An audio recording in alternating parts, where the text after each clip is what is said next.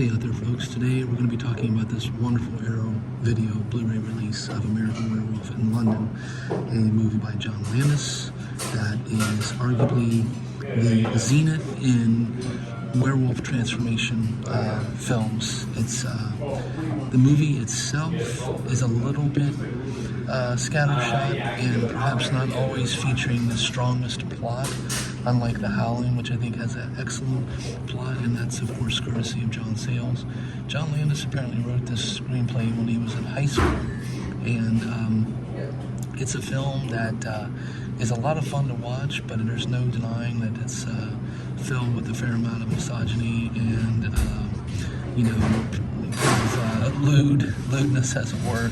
But in some ways that does fit within the scope of the film, because humans losing control to their more baser animalistic instincts would often justify that sort of approach to the film. So I'm willing to cut it some slack, because I think largely it succeeds due to I think the excellent production design and the wonderful acting by all of the actors in the film and the actress, whose name at this moment escapes me, but it's got Griffin Dunne and David Naughton, and just a terrific production design.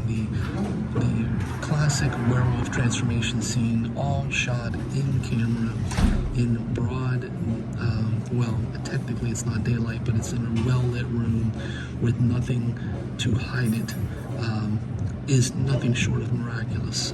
I think that the transformation sequence in this film stands up to anything that has been done by way of CGI since, and certainly far exceeds the rather abysmal American Werewolf in Paris, which just was a CGI fest that looked ridiculous and was not a good movie in any way, shape, or form.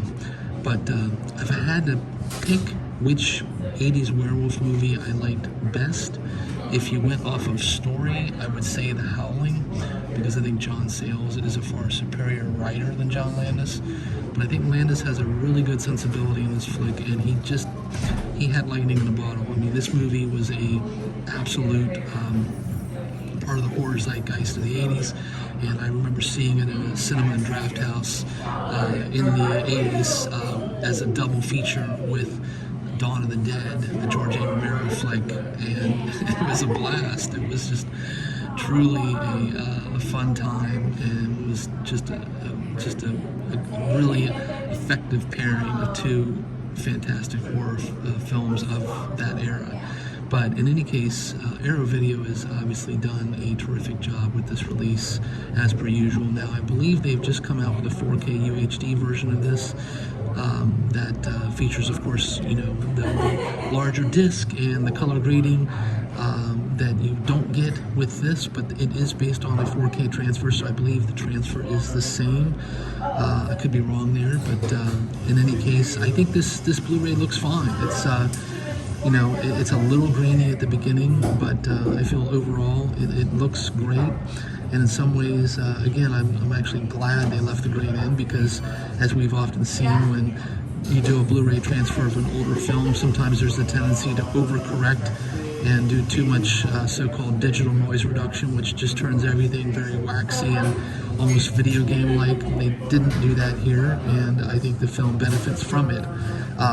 Now, the special features on this disc are too numerous to name off, but I will say that if you're a fan of the film, you will love spending some time with the supplemental materials. It's just fascinating how they, brought this werewolf creature design to life. And again, I think as far as in-camera practical transformation effects go, this is the zenith.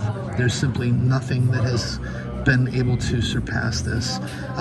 One interesting bit of trivia as well is, of course, Rick Baker did the effect work, and he was working with Rob Bottin at that time, and they ended up, apparently, Rick was working on The Howling with Rob, and then he had the opportunity to make this with John Landis, and basically just begged off of that project and just told Joe Dante, look, Rob's excellent, you're in great hands, he's going to be able to take, bring this werewolf to life, and it really gave Rob a chance to, kind of just do his own thing.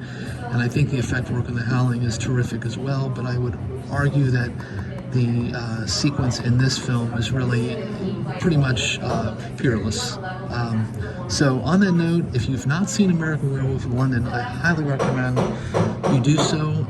And if you have and you've just not revisited it in a while, look at this Arrow Video Blu-ray release. It's just a wonderful, wonderfully produced transfer with just the kind of TLC you come to expect from Arrow Video, who incidentally, I would say Arrow, Criterion, and Scream Factory, Shout Factory are three of my favorites. I would probably put Arrow a touch above Scream Factory. I think they are right there with Criterion in terms of the quality of the transfers and what they managed to put into the disc supplemental feature-wise. So on that note, please take care out there, everyone. Until the next time, stay safe, be kind, and keep watching cinema.